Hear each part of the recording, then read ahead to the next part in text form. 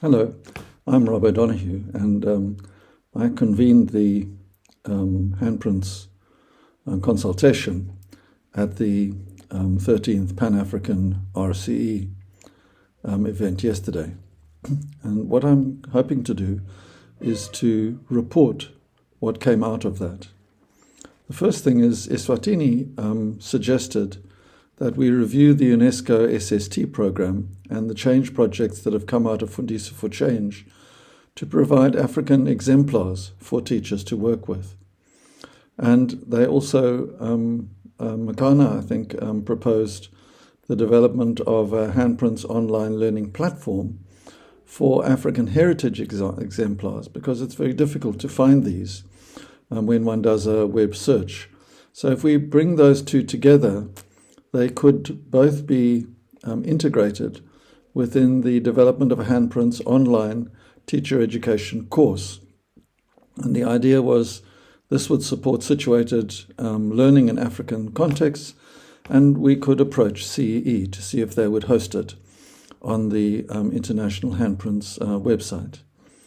And the groups that were involved were in two areas. The one was in the curriculum-activated school and community learner-led actions arena of formal schooling. And the other one was in youth-activated learning actions for more just and sustainable futures. So this was the concept that we came up with, and I thought, let's develop this as an open online teacher education course, which was the central idea for situated action learning with positive learner-led actions for change in African settings. And asked, well, what would this look like if we took it in overview of a handprints online short course? Now, of course, the handprints is an open framework that can be worked in any direction and with any starting points. Normally, people start with story sharing, and this can lead to the participants finding out more together around a local matter of concern, then working out what to do about the concern, and then taking action and seeing what's happened and sharing their stories, finding out more if necessary, taking further actions. So questioning is a central startup, along with analysis and modeling of the local concern, and then implementing and trying things out together so that it's possible to reflect and to stabilize knowledge for future sustainability. Now, if we take that into an online course structure, and we're looking at 5 by 1 hour online modules, Module 1 would be a startup module, providing an overview of handprints and its origins, and opening up story sharing for situated action learning, whether it be in a school context or with youth. And the first module would lead to a second 1 hour, which would be working with stories, the real-world startup stories, then looking at inquiry activities and designing these together, and then deliberative review of these designs, and then looking at change projects, so that all of the participants would work as a community of practice, learning together within a learning network. And then there'd be 4 by 1 hour design tasks, which would be the co-development of real-world startup stories with the participants or with the students at a school. Then the designing of an inquiry activity together based on the questions that are raised, and looking at task number 3, which would be review inquiry data to plan a change project together, and then the trial implementation of a change project.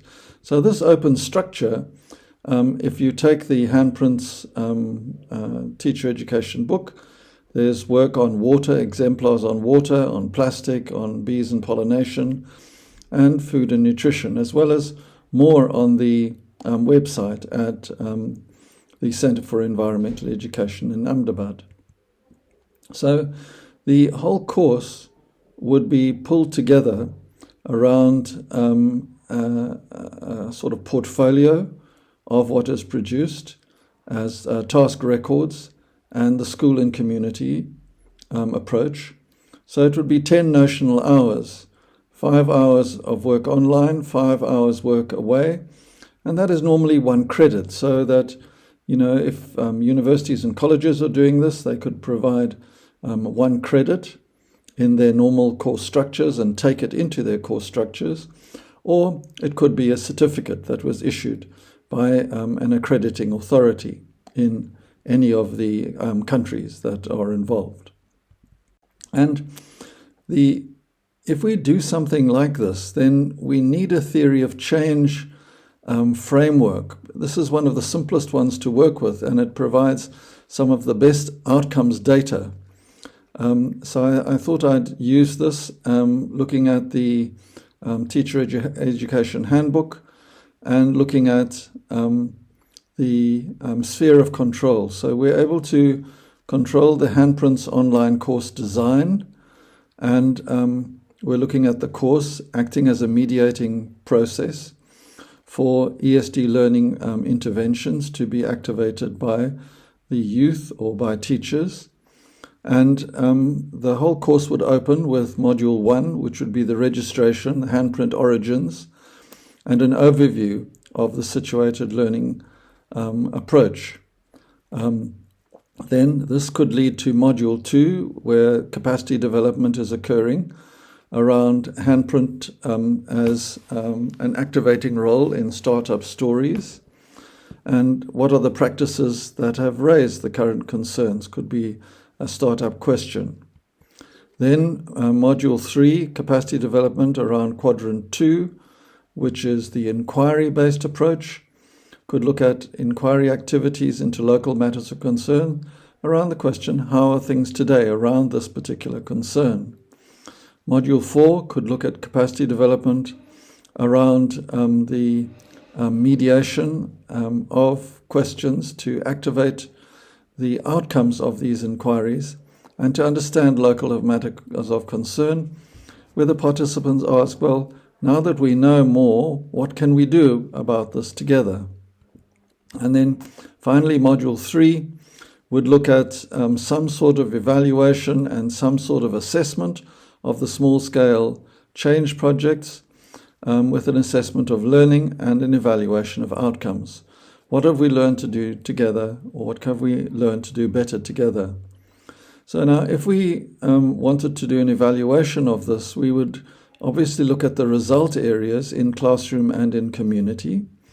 In these result areas around Quadrant 1 startup narratives, we could look at the task that would be set, would be the ESD activating story with peer review of this input, so that people on the course were working as a community of practice.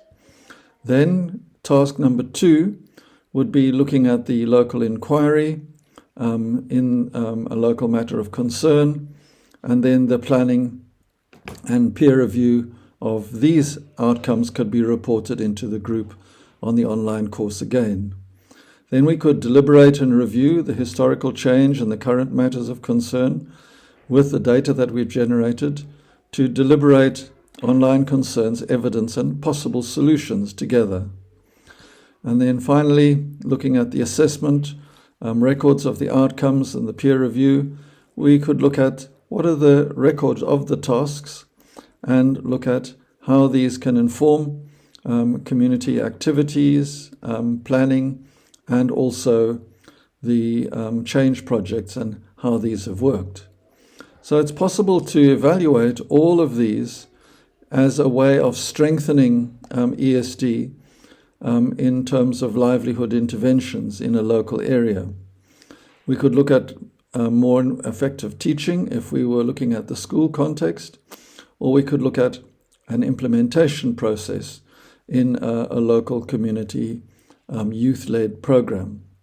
And there would be exemplars with lesson plans or with project plans that we could then assess. These could be taken into policy and strengthening of the outcomes, because there'd be a record of the materials sourced. There would be the change project records that are produced. So all of this would contribute to scaling towards the achievement of SDG 4. And if we look at the possibility of cooperating across the RCEs in terms of the development and pilot testing of this course to produce an exchange of materials, the generation of African materials that are relevant to our region, then such a course could have a positive lead effect in terms of optimizing exchanges within the RCE network in Africa. So I hope this is just a suitable overview of the outcomes of our work yesterday, and would really welcome any responses from the group so that I can take the next step, which would be approaching the various groups to look at what they can support and what we can do for ourselves in the region as a collaborative work that is possible in the next 3 years. And of course, we have the handbook as a starting point for this.